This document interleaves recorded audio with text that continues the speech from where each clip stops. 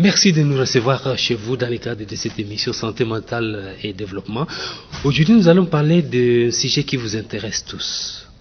Nous allons parler de stress. Le stress, ça nous concerne tous parce que ça fait partie de notre vie. Le stress varie selon les époques, selon les sexes, selon la profession qu'on fait. Quelque chose qui peut stresser un adolescent, c'est pas la même chose qu'un adulte ou un vieillard. Et nous avons un grand monde pour parler de ces sujets. Et d'abord, nous avons regroupé les psychologues, les médecins et les pasteurs, parce que ce sont des personnes qui interviennent sur le mental. Et le stress est souvent traité par toutes ces trois personnes. Comme premier invité, nous avons le professeur Mbia, moi dit Florence, qui est professeur à l'université de Kinshasa et le psychologue clinicien. Deuxième invité, il y a monsieur Kayemba, qui est docteur en médecine. Et puis nous avons le serviteur dédié, pasteur Fofolo Eli, qui n'est pas un pasteur de l'église de Réveil, mais plutôt l'église du Christ au Congo. Quatrième invité, nous avons monsieur Trésor Bakiela, qui est psychologue. Psychologue Bakieleka, il est psychologue. Voilà. Et puis nous avons monsieur Moulumba Shadrach, qui est psychologue également. Puis le docteur Lutandila, qui est médecin. Et enfin, il y a monsieur l'abbé Katawa. Avec eux, nous allons parler, vous éclairer si c'est que c'est le stress. Ça nous concerne tous. Voilà. Je donne d'abord la parole au professeur Mbia, parce que c'est dans un cadre d'un projet de formation qu'il a réuni tous ces gens pour qu'ils soient formés dans le cadre de la psychologie. Est-ce que vous pouvez nous éclairer un peu de quoi il s'agit juste sur ce projet, professeur?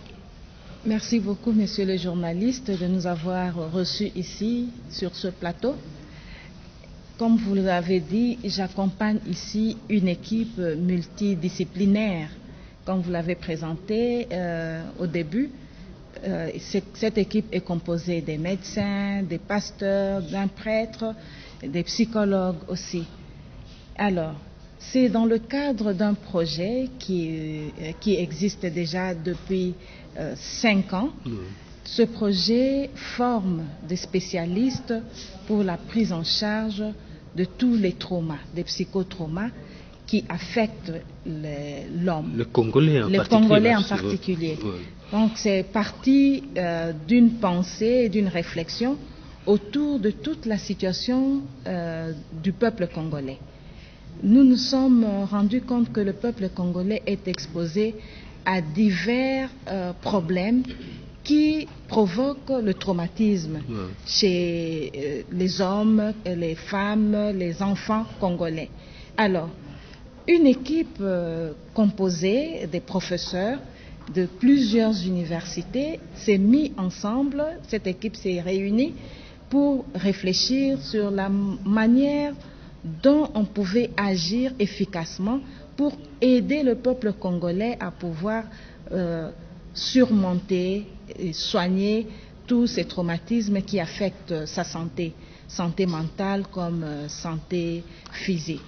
Alors cette équipe était composée des professeurs venus de l'université de Kinshasa et des professeurs venus de l'université pédagogique nationale, UPN, et puis aussi de nos collègues d'ailleurs, notamment des professeurs de l'université libre de Belgique, ULB, et aussi des professeurs de l'université catholique de Louvain. Excuse-moi, et qui peut participer à cette formation? Parce que la fois dernière, on se plaignait que le Congo a une longue histoire traumatique. Lorsque vous arrivez à Beni, vous arrivez à Butembo, les gens vivent dans l'anxiété, ils ne savent pas à quel moment les rebelles vont attaquer, et on ne peut pas bien vivre. Qui peut participer à cette formation? C'est une formation qui est ouverte à tout le monde, mais précisément des personnes qui sont déjà engagées dans une profession qui les dispose à pouvoir aider, accompagner et soigner les autres. C'est pourquoi vous verrez que dans cette équipe, nous avons un pasteur, nous avons un prêtre, nous avons des médecins, nous avons des psychologues. Aussi, nous pouvons avoir dans cette formation-là les militaires. On a déjà formé pendant 3 années successives 2 ou 4 militaires qui sont venus suivre cette formation parce qu'eux-mêmes aussi sont toujours exposés dans ces milieux pleins de traumatismes. Mais la condition, c'est d'avoir un niveau assez élevé parce que c'est une formation du 3e cycle. C'est un diplôme universitaire de 3e cycle qu'on ne peut pas donner à n'importe qui. Le minimum qu'on demande de la formation, il faut avoir au moins un diplôme de licence, être licencié dans un domaine qui vous dispose à soigner d'une manière ou d'une autre. Et donc on ne peut pas avoir de personnes qui sont en deçà du niveau de licence. Bon, on va revenir à vous. On attaque d'abord les sujets. Je voudrais poser d'abord la question à un pasteur, parce que les pasteurs sont souvent envahis par les gens qui viennent se prendre de la sorcellerie, tout ça, ainsi de suite. Pourtant, c'est peut-être un stress. Est-ce qu'à partir de cette formation que vous êtes en train de recevoir, vous avez compris qu'il y a moyen de distinguer quelqu'un qui est stressé et quelqu'un qui est dans l'ignorance? Qu'est-ce que vous avez appris à partir de ça? Vous pouvez poser un diagnostic pour savoir que ça c'est un stress, mais ce n'est pas de la sorcellerie. Merci beaucoup, messieurs les journalistes, pour la question. Pour cette formation, en tant que pasteur, j'ai reçu un atout pour comprendre que il y a des gens qui viennent devant nous qui sont stressés. Oui. Mais le pasteur qui n'est pas formé dans ces domaines, je m'excuse, pense que ce sont des démons ou bien ce sont des mauvais esprits. Au lieu de comprendre que non, ce sont des problèmes qui peuvent y arriver à tout homme. Donc cette formation m'a aidé de comprendre la situation de l'homme dans sa globalité. La personne que je reçois, je comprends sa situation dans sa globalité. Docteur Kayemba, est-ce que vous pouvez nous... Parce qu'on ne peut pas avancer sans avoir défini qu'est-ce que le stress. Je voudrais que vous puissiez expliquer à des millions de spectateurs qui nous suivent qu'est-ce que c'est le stress. Merci beaucoup, messieurs les journalistes. Le stress, c'est un ensemble de mécanismes que l'organisme produit pour faire face à une agression. À cette agression, l'organisme va essayer de s'adapter. Vous appelez agression quoi? Lorsque l'organisme est agressé, donc agressivité, c'est une lutte quelconque, une situation devant laquelle l'organisme va essayer de s'adapter. Donc, toute difficulté qui peut amener l'organisme à faire face pour s'adapter, cette situation est appelée stress. Je peux vous donner un exemple. Vous allez dans une route, vous rentrez d'ici vers la maison. Au cours de la route, vous vous rencontrez avec 5 garçons qui ont des machettes et qui vous disent « Donnez-nous $5,000, sinon pas, on va te couper la tête ». C'est une situation qui permet à l'organisme de s'adapter. Donc, la situation qui vous est arrivée d'une manière brutale a causé en toi un stress. Donc, toute situation qui permet ou qui demande à l'organisme de s'adapter, c'est une agression faite à l'organisme. Et l'organisme va produire les ressources normales pour faire face à cette situation. Est-ce qu'avoir un stress c'est mauvais quand même? Les stress, on quand peut on vivre parle dans un de monde stress, où il n'y a pas de stress. le mot stress englobe des situations. Nous avons d'abord le stress. C'est un stress normal. Pour vivre, il faut être stressé. Pour faire face à des aléas de la vie, il faut avoir un stress. Mais c'est un stress normal qui vous stimule à avancer. Pour étudier, il faut avoir un peu de stress pour revoir les matières, aller répondre à l'interrogation de demain. Ça, c'est le stress normal. Ouais. Mais il y a le stress qui paralyse l'organisme. Oui, on va revenir à ça. Je voudrais que Shadrach, qui est psychologue, Shadrach, puisse aussi définir le stress selon la psychologie. Oui. Est-ce qu'en psychologie, vous avez la même définition sur le stress? Oui, c'est presque la même définition sur le stress, dans le sens où il y aura des situations qui vont se présenter, une situation particulière devant la personne, où la personne sera aptée à faire face à cette situation pour s'en sortir. Et nous vivons tous les jours, quels sont les facteurs?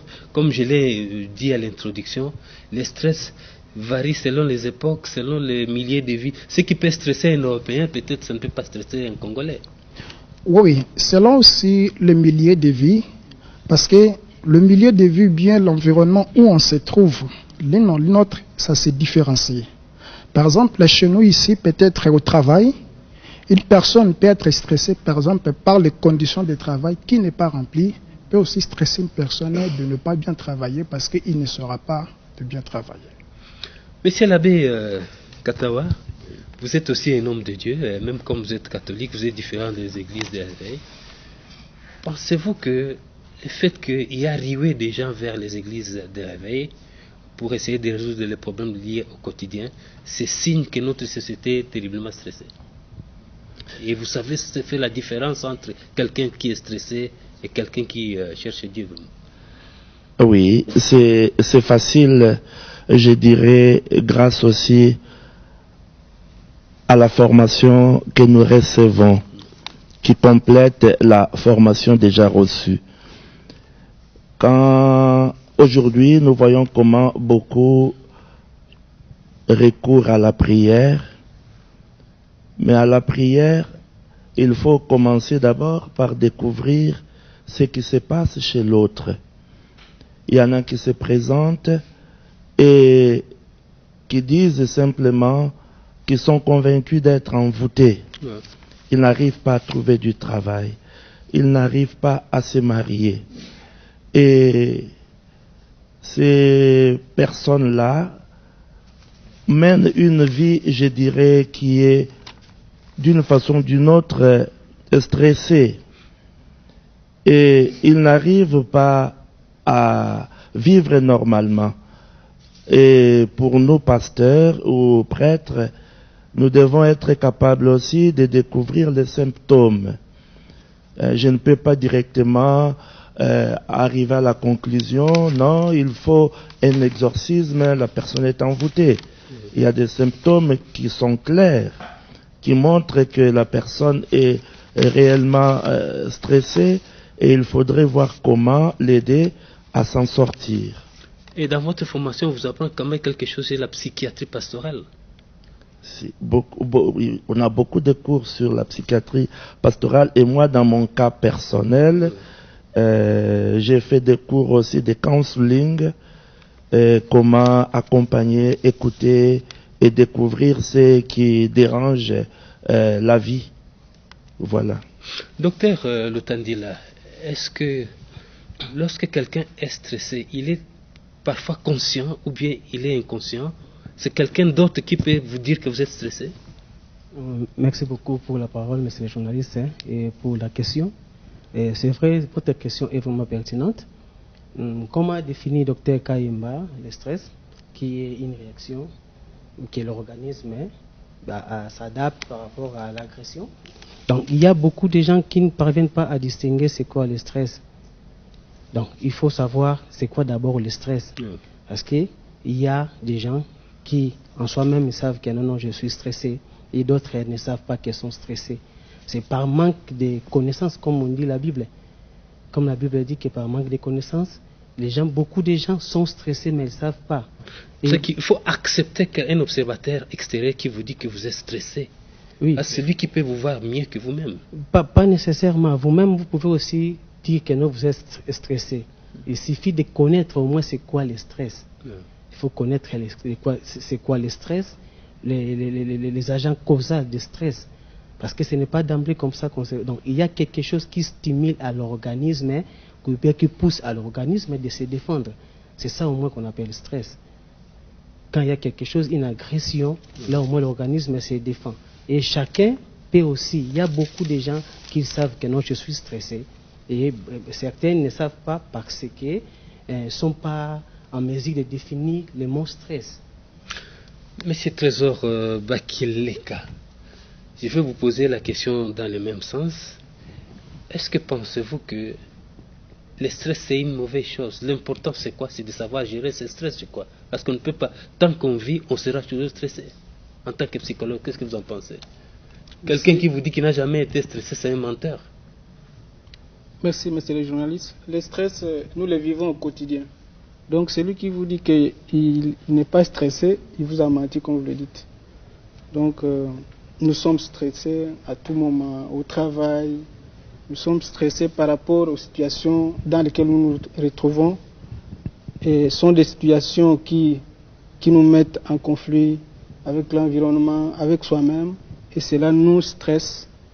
Donc, c'est de cette manière-là. Je vais poser la question au professeur Mbia. Vous êtes professeur d'université et vous savez les rôles que jouent les pasteurs dans notre monde, surtout les pasteurs de réveil.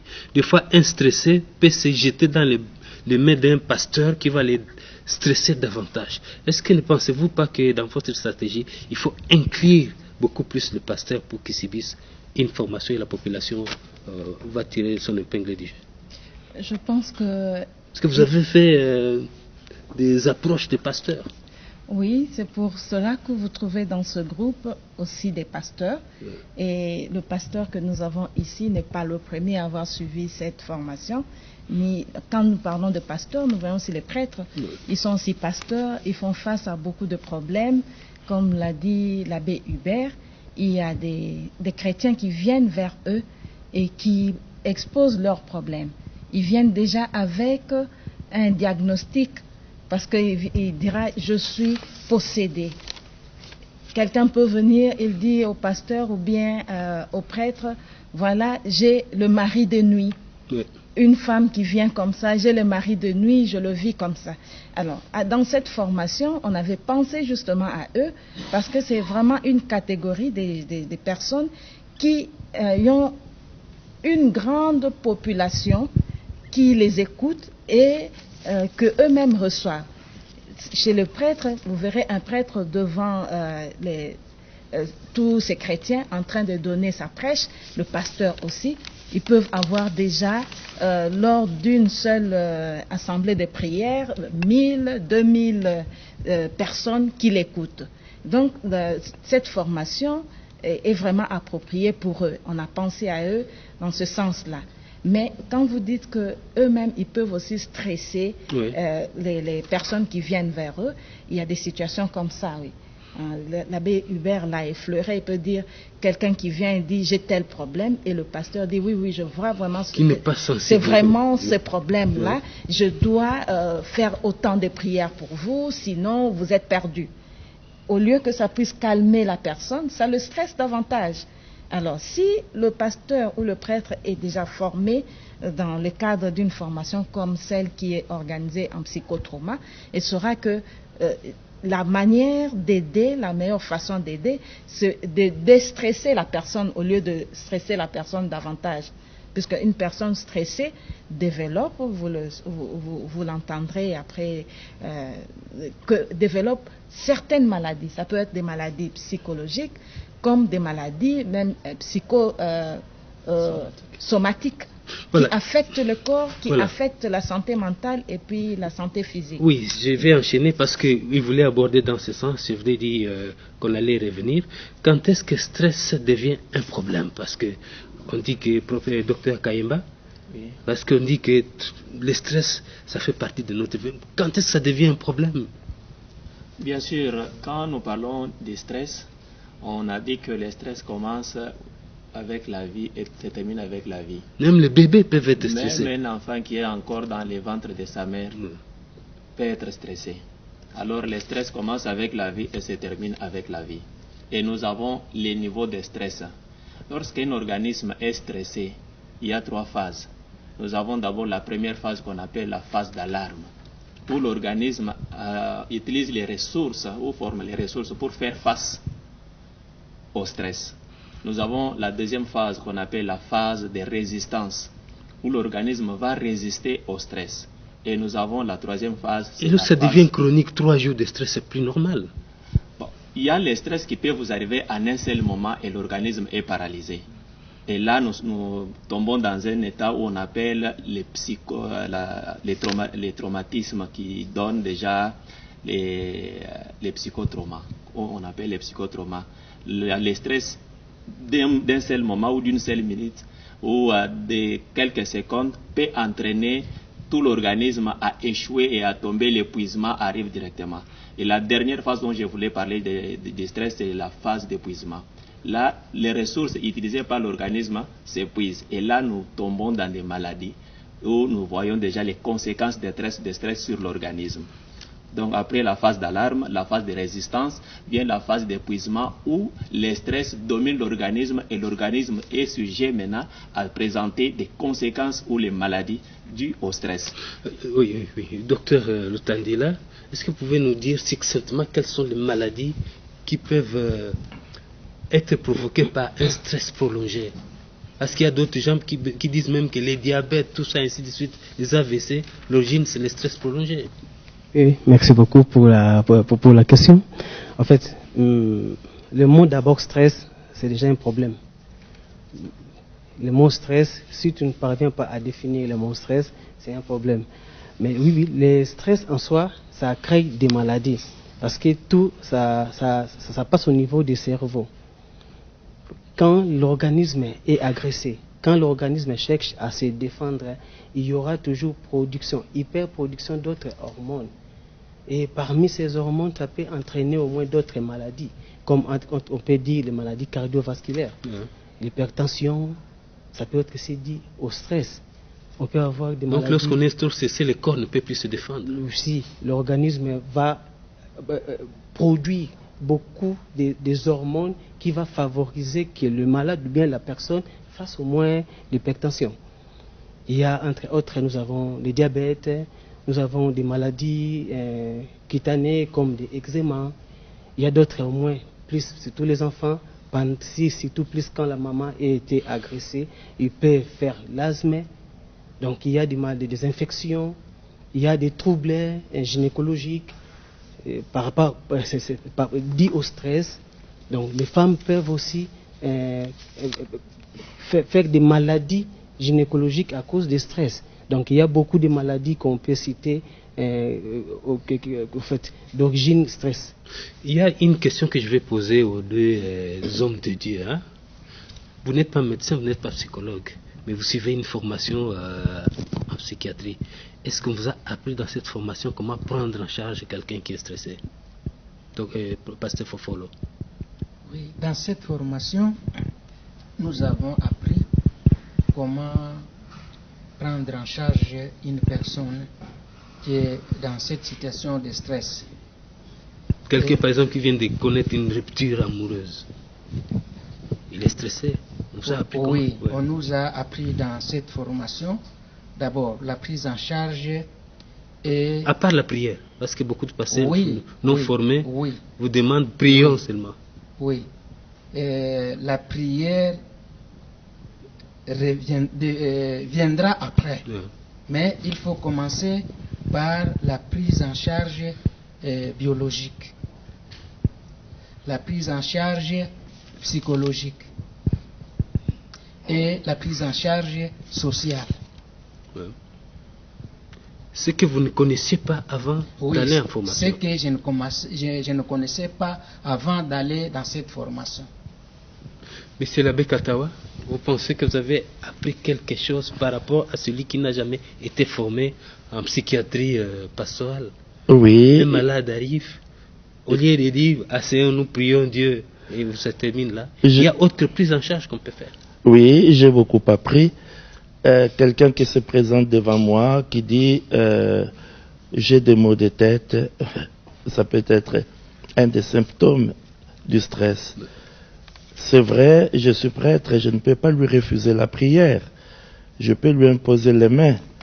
Mais après, je dois lui dire, va voir un médecin. C'est ce que le pasteur Fofolo a voulu souligner quand il a parlé de la prise en charge biologique.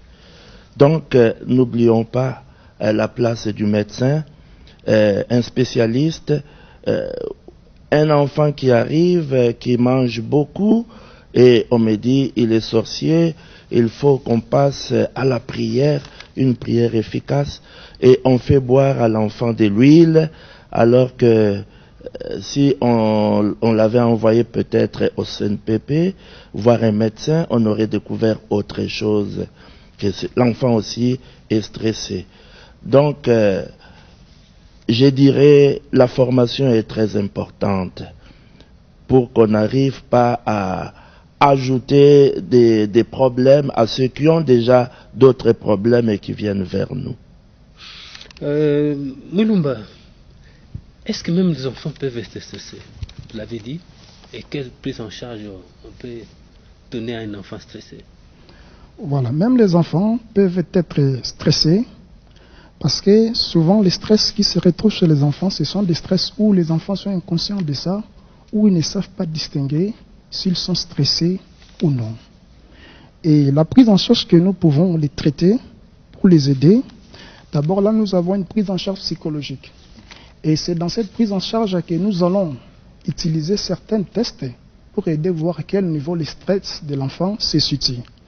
Et à part la prise en charge psychologique, nous avons aussi la prise en charge sociale, où il y aura une séance de prise en charge sociale pour aider l'enfant à se retrouver dans sa situation normale.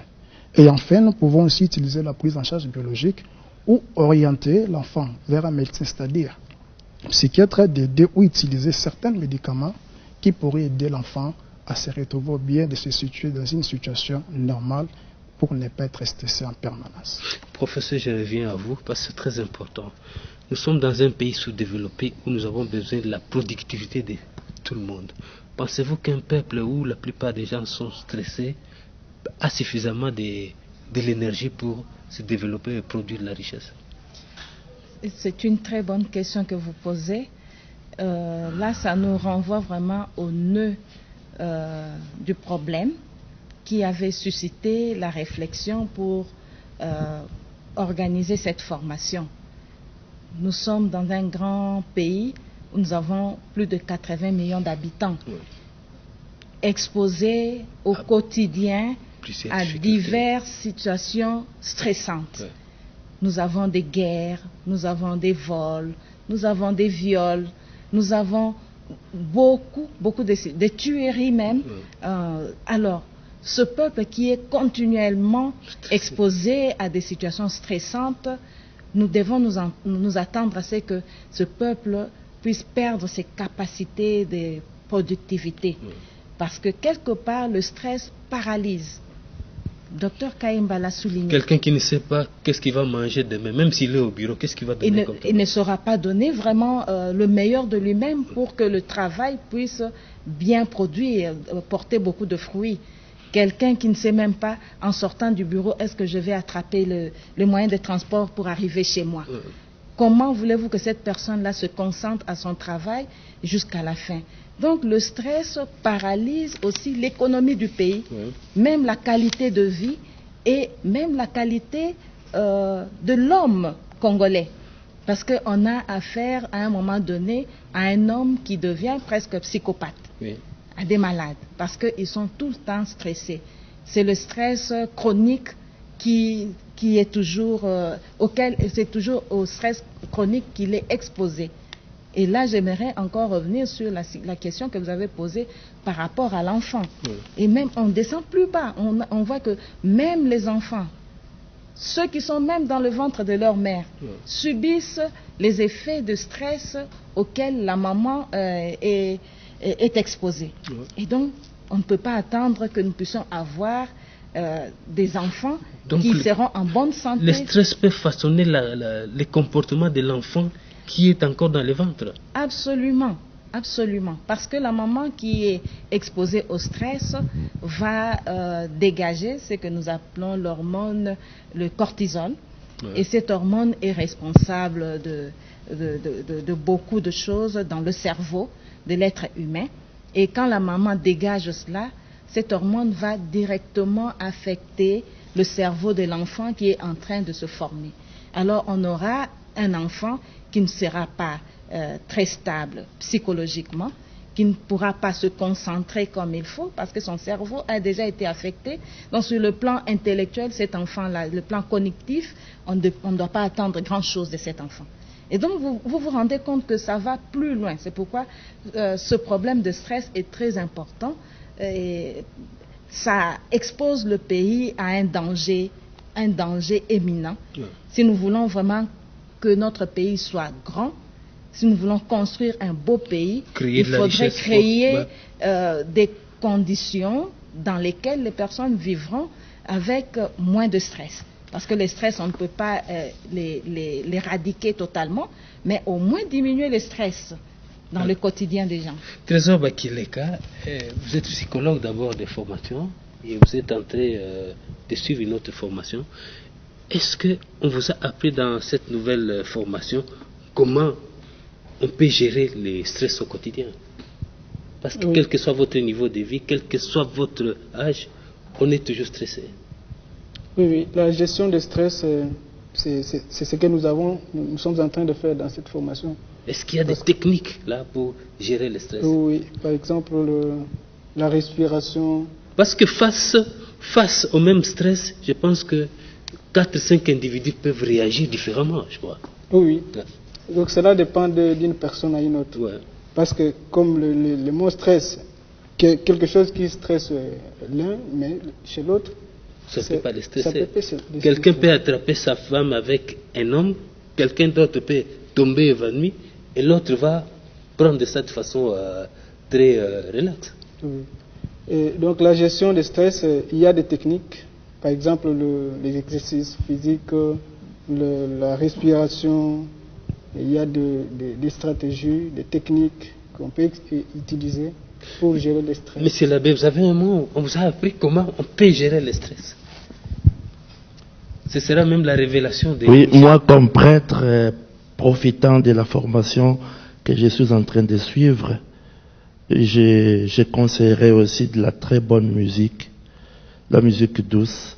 Il y a de la bonne musique religieuse aussi, et ça aide beaucoup. Ça peut aider. Mais il y a des gens qui disent que s'il n'y avait pas de la bière, s'il n'y avait pas les églises, s'il n'y avait pas des chambres, le système de coping, parce que tu vois, on est en train de libéraliser la consommation même des chanvre dans beaucoup de pays africains. Est-ce que vous ne conseillez pas ça? Quelqu'un qui est stressé, s'il a 2 ou 3 bières, il peut bien se sentir. Non. En tant qu'un homme de Dieu. Non, là, il s'enfonce davantage. Parce que quand on tombe dans des abus, c'est aussi là le symptôme de stress. Quelqu'un qui est stressé peut tomber dans l'alcoolisme, le tabagisme. Mais qu'est-ce que vous conseillez? Si je suis stressé, je peux prendre 1 ou 2 bières. Est-ce que c'est mauvais? Et me déstresser? Prendre un verre de bière, ce n'est pas mauvais. Mais quand ça devient, je dirais, un refuge, parce que quelqu'un qui est stressé, quelqu'un qui se trouve dans cette situation, mérite d'être accompagné. Et je dirais même d'être pris en charge socialement. Il y en a qui sont stressés simplement parce que ils n'ont personne qui les écoute. Ils n'ont personne qui les encourage. Ils n'ont personne finalement qui comprend leur situation. Je vais poser la même question à l'homme de Dieu. La bière, ça déstresse. Dans beaucoup de pays européens, on permet aux gens de consommer du cannabis pour des raisons récréatives. Et d'autres peuvent aller vers la prière. Qu'est-ce que vous a appris? Comment faire le coping de stress? Il y a une technique? Oui, il y a des techniques. Je ne peux pas encourager quelqu'un d'aller prendre la boisson. Il va s'enfoncer davantage. On commence par prendre un verre, on finira à 5 verres, et demain, c'est tout un casier. Et la prière? Tout un casier. Alors, la prière, je ne la mets pas en première place comme technique pour accompagner quelqu'un qui vient dans les pour le stress. La prière viendra. Je peux demander à la personne de se relaxer, de faire des gymnastiques, de se détendre, de faire une petite promenade aussi, la marche, pour essayer un peu d'oublier des petits problèmes qu'il a dans sa vie. Professeur Mbia, ça c'est une question très importante. Hein?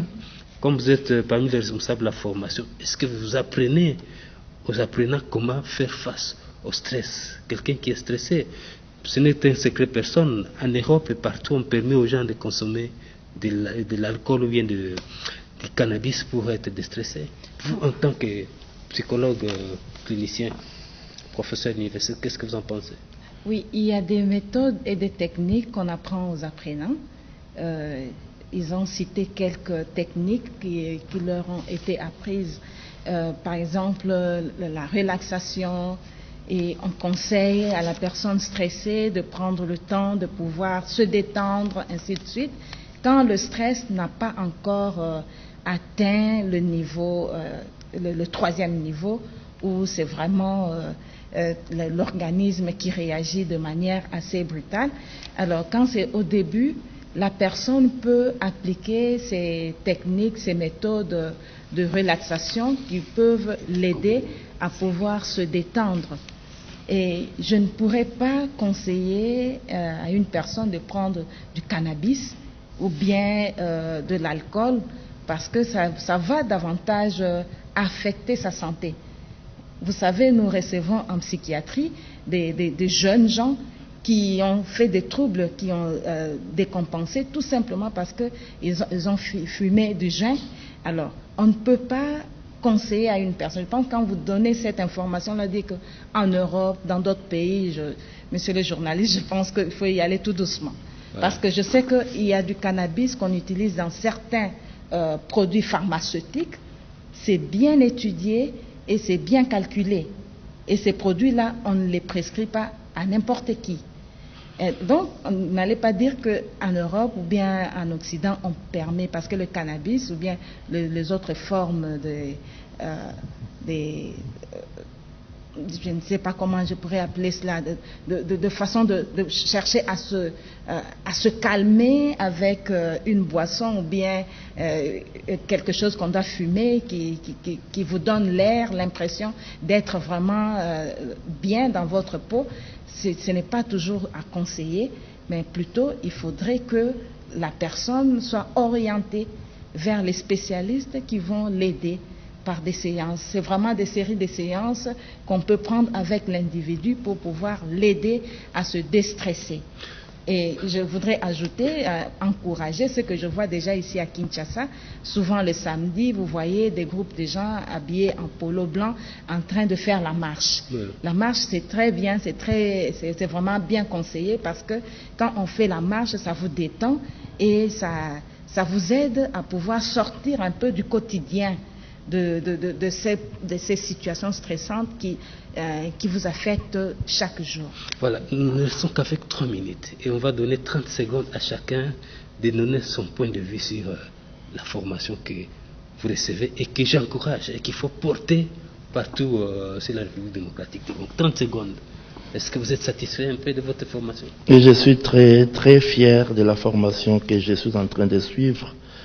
Et c'est une formation qui me permet finalement d'aider davantage toutes les personnes qui se présentent, qui ont des problèmes, tout en insistant aussi sur la prière, parce que moi je suis prêtre. On ne peut pas oublier la place de la prière, même si on doit recourir à toutes les méthodes, mais la place centrale de la prière dans la vie de l'homme. Oui, dernier mot, 30 secondes. Merci beaucoup. En fait, je suis médecin généraliste, mais j'ai appris beaucoup de choses quand j'ai commencé la psychotrauma. Donc moi, je demanderais seulement au gouvernement de mettre des moyens pour pousser au moins les formateurs, les professeurs d'encadrer, ou bien de donner encore de la formation, ou bien former encore plusieurs psychologues, ou bien des psychotraumatologues, parce que nous sommes dans un pays où nous sommes plus stressés tous. Oui, étant psychologue, cette formation s'est révélée très importante pour moi parce que m'a aidé d'abord moi à acquérir ou bien à connaître certaines techniques qui pourraient m'aider dans mon métier d'accompagnement des victimes que j'accompagne. Et aussi également, c'est une formation qui est très importante, qui va non seulement nous aider bien des personnes que nous accompagnons, mais surtout les situations qui y est dans notre pays, surtout à l'Est, où tous ces gens-là devraient bénéficier de ces soins, où s'il y a l'État pouvait aussi jeter un coup d'œil, voir ce qu'il peut faire à son pouvoir pour aider que cette formation aille toujours de l'avant. Oui, Trésor. Cette formation est très importante parce que, comme psychologue, c'est une formation qui nous aide à aider les gens qui viennent en consultation, les gens qui viennent nous solliciter. Et donc c'est très très important. Lorsque on connaît les problèmes auxquels la personne est confrontée, c'est dans ces cas on peut l'aider. C'est comme ça que nous sommes formés pour ça. Pasteur Fofolo, quelques secondes. Oui. La Bible nous dit « Ajoutez à votre foi la connaissance ». Au-dessus de ma foi, j'ai ajouté cette formation pour aider tous ceux qui viennent à moi, qui sont stressés et d'autres problèmes, pour les accompagner. Kayimba. Notre pays comme un pays en conflit. Il y a des guerres à l'Est, il y a des sinistres, il y a des inondations. Donc cette formation est très importante pour prendre en charge toutes ces victimes et pour leur permettre une bonne réinsertion sociale. Comment prendre contact avec vous? Parce qu'à travers cette émission, peut-être beaucoup de gens voudraient venir s'inscrire. Comme je le disais au début de cette émission, la formation est ouverte à tout le monde à condition d'avoir un niveau de formation supérieur, licence, dans n'importe quel domaine. Alors, un seul contact, venez à l'université de Kinshasa, à la faculté de médecine, précisément au CNPP, Centre neuropsychopathologique. C'est là que vous trouverez le bureau, le secrétariat de cette formation en psychotrauma. Le groupe que j'ai conduit aujourd'hui représente une partie de l'équipe des apprenants de la 5e année de cette formation. Voilà, c'est avec ces mots que nous mettons un point final à cette émission. C'est pas la dernière fois qu'on pourra vous inviter parce que c'est l'émission Santé mentale et nous avons l'obligation d'expliquer aux gens le mental, les choses qu'ils ne comprennent pas. Bye bye, nous mettons fin final à cette émission. Bye bye, à la prochaine.